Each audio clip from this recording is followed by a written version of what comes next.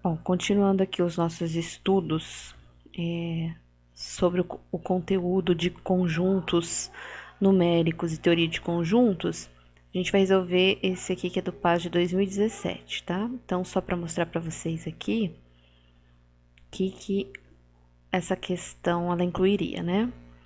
Ela é uma questão, é a questão de 23, ela não tá interdisciplinar com nenhuma outra componente curricular e trata de conjuntos numéricos e teoria de conjuntos, tá? Então, de novo, ele vai falar dos números naturais, só que agora também dos inteiros. E ele vai falar aqui na parte de teoria de conjuntos, também da representação de conjuntos e operações entre conjuntos, tá? As operações são a união, a interseção e a diferença entre conjuntos, tá bom? Então, vamos de novo usar o próprio exercício para revisar o conteúdo. Então, ele começa pedindo para a gente considerar os conjuntos A, que é igual a x pertencente aos naturais, tal que x é diferente de 5 e x diferente de 8, e o B, que o x pertence aos inteiros, tal que x é maior ou igual a 4 ou x menor que 0. Então, de novo, a gente tem que começar pela leitura atenta ali do conjunto que está escrito por propriedade, né? Então, quando ele fala aqui no começo, ó, x pertence ao natural, ele está limitando os elementos do conjunto A serem elementos do conjunto N, dos naturais, que a gente já falou que são formados pelo 0, 1, 2, 3, 4, 5, 6, 7 e vai embora, tá? Então, obrigatoriamente, o conjunto A, ele vai ser um subconjunto de N, tá? Não posso pegar nenhum elemento que não seja dos naturais para eu formar meu conjunto N. E aí eu tenho que obedecer às características, a propriedade que ele me descreve, tá? Além de ser um natural. Ele tem que ser um natural diferente de 5 e diferente de 8, tá? Então, basicamente, quando eu vou formar o conjunto A, eu vou pegar todos os números naturais e vou excluir o 5 e vou excluir o 8. Então, vejam que a gente vai ter aqui o conjunto 0, 1, 2, 3, 4, 6, 7, 9, 10 e aí vai embora, tá certo? Então, aqui está o nosso conjunto A descrito por meio de enumeração e aqui por meio de propriedade, tá? Já o conjunto B, ele fala que o x pertence aos inteiros. Então, vamos ver quem que são os inteiros, tá?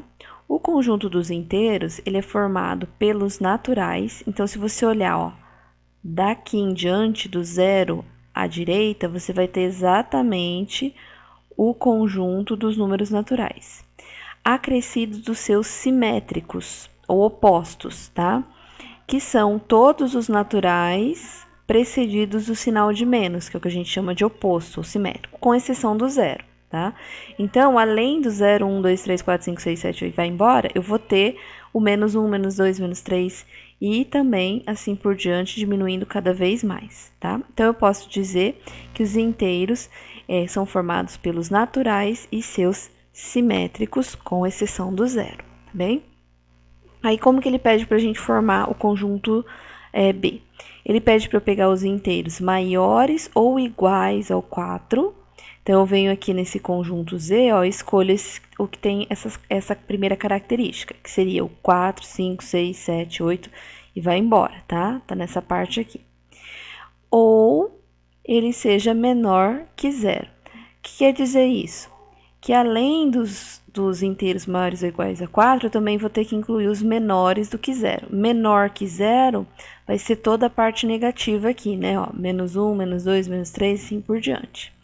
Então, é como se eu juntasse num único conjunto todos os elementos que têm essas duas características descritas aqui, tá? Então, esse ou, ele permite que seja tanto maior ou igual a 4 quanto menor que 0, tá? Se fosse um E aqui, aí ele teria que ter as duas características, né? Daí a gente não teria nenhum elemento que seja maior ou igual a 4 e menor que 0, tá? Então, esse ou aqui, tanto faz você pegar com a primeira característica ou com a segunda. Então, meu conjunto B está aqui, ó. Menos, aqui, continua antes do menos 3, né? Menos 3, menos 2, menos 1, aí já pulo para o 4, 5, 6, 7, 8, vai embora também, tá? Agora, vamos às análises dos itens, tá? O item 1, ele fala que A união, que é o que esse símbolo representa, tá? Com B é igual a. Bom, vamos começar primeiro entendendo o que é união. União é o mesmo que você juntar todos os elementos do conjunto A e do conjunto B num único conjunto, tá? Então, na prática, como que a gente faz isso? Ó, eu coloquei aqui o A e o B separadinho pra gente ver.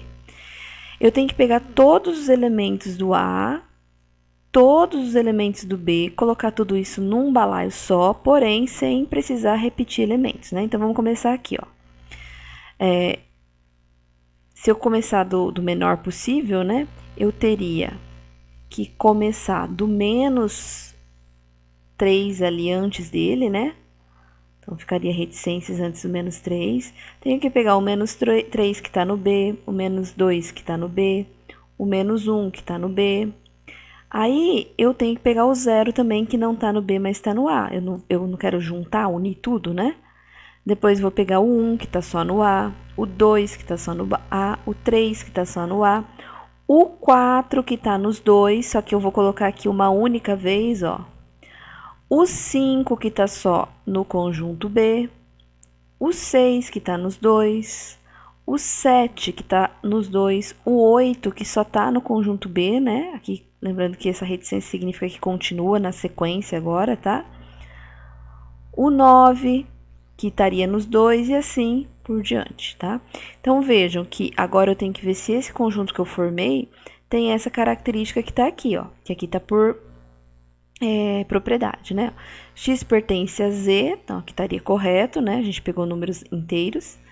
Tal que X tem que ser maior ou igual ao 4, diferente de 5, diferente de 8 e menor que 0. Isso aqui não corresponde aos elementos que a gente colocou aqui enumerados. Então, eu tenho elementos que são maiores ou iguais a 4, ó, então não corresponde à característica descrita aqui. Eu tenho 5, eu tenho 8, eu tenho números menores que 0, tá? Então, essa descrição que está aqui, ela é errada, né? Na verdade, se a gente fizer a união com B, o conjunto que a gente vai ter aqui é o conjunto dos inteiros, certo? Então, a 1 está incorreta. Agora, a 2, ele fala da interseção. Interseção é o que tem nos dois conjuntos ao mesmo tempo, é o que tem em A e em B, certo? Se a gente for olhar para os dois conjuntos, né, fica bem fácil da gente fazer essa determinação dos elementos que estão nos dois, ó. Vejam que o 0 está só no A, o 1 está só no A, o 2 está só no A, o 3 está só no A, o 4 está nos dois, olha. O 6 está só no A, o 5 está só no B, né? O 7 está nos dois, olha lá. E aí, eu teria ainda o 9, o 10 e assim por diante. Mas o fato é que, quando eu faço a interseção com o B, eu não vou ter como conjunto resultante o conjunto A. Porque eu tenho elementos do conjunto A que não estão no B também. Então, não pode ser interseção dos dois do conjunto A. Então, a 2 também está incorreta, tá? Agora, vamos para o item 4. No item 4, a gente tem N menos A, que é a diferença entre o A e o N, tá? Na ordem que tá aqui, né? N menos A. Como é que eu faço isso? É como uma subtração mesmo, tá? Eu pego todo o conjunto N e eu tiro dele os elementos que também estão no A, tá? Se a gente fizer isso, olha só. Deixa eu pegar aqui uma cor pra gente destacar, tá? Então, é como se eu estivesse pegando todo o conjunto N e tirando os que também estão no A, ó. No A tem 0, então eu tiro ele do N. Tenho 1, eu tiro também, ó. Tenho 2. Então, tudo que tem no A e no N, eu retiro, ó. Agora, vejam que o 5, ele tem no N, mas não tem no A. Então, quando eu vou fazer N menos A, o 5 vai permanecer, ó. Como se fosse uma subtração mesmo, ó. O 6 eu vou retirar, o 7, o 8 vai ficar, porque ele tá só no N, o A não, e assim por diante. Então, é como se realmente fosse uma subtração. Se eu pegasse esses elementos do N e tirasse os elementos que também estão no A.